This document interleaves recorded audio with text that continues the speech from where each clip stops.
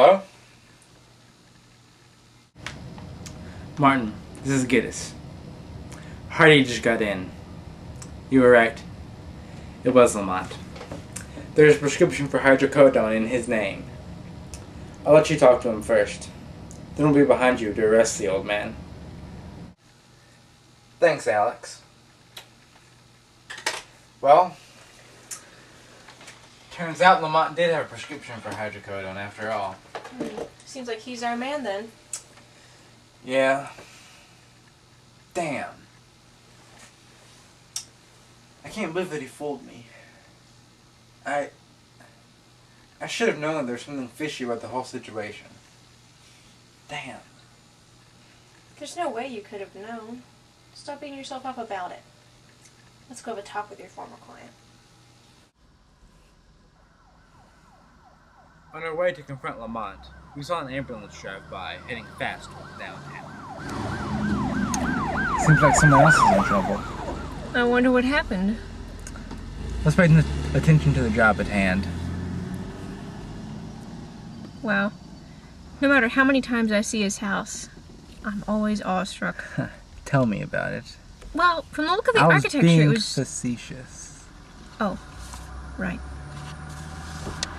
Ah, Mr. Eliot. How good to see you. Have you found anything else out about the case? Yeah. You can stop the act, Lamont. We know you did it, you son of a bitch. Martin!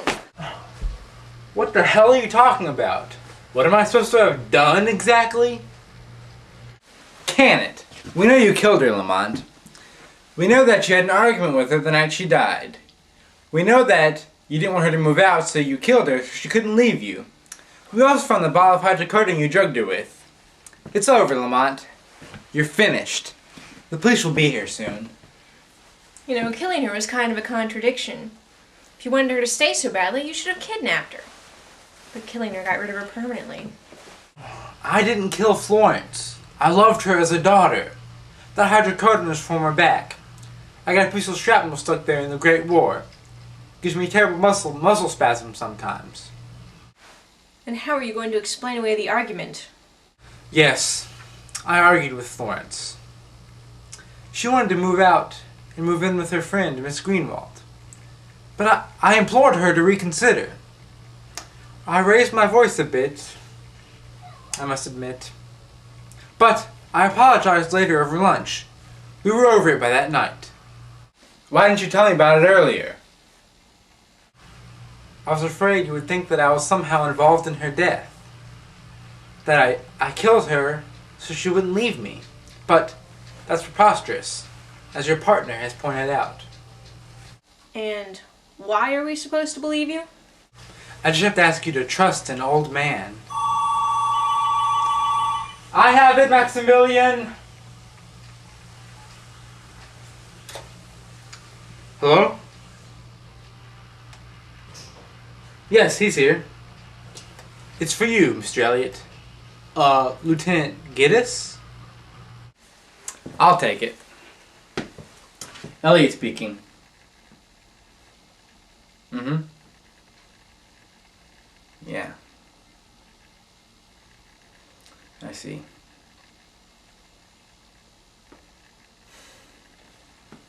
Alright, we'll be right over. Seems we have a problem.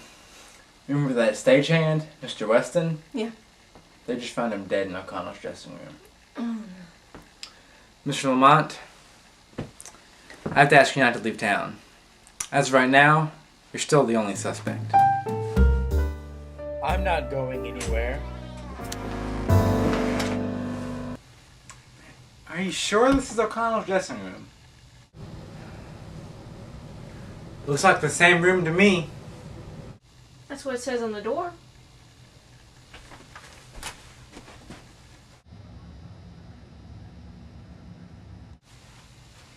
Yeah, that's what it says. Just, it looks different to me. You know, Eliot, you're talking like we're in two different rooms.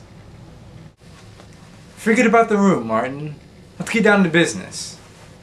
We have a dead man here. He shot him in the back.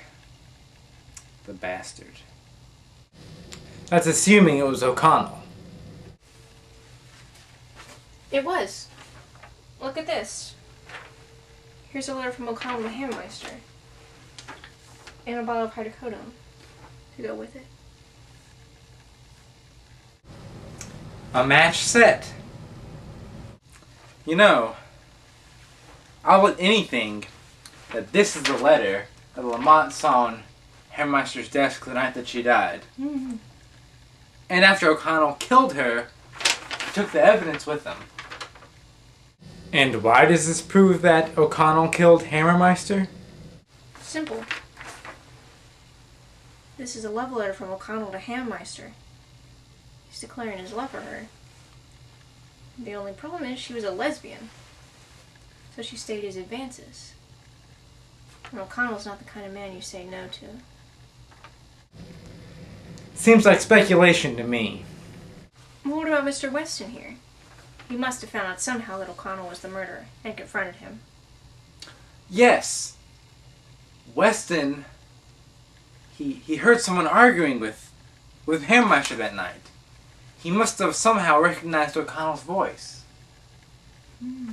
This still doesn't prove anything. Martin, the cufflink you found. Look.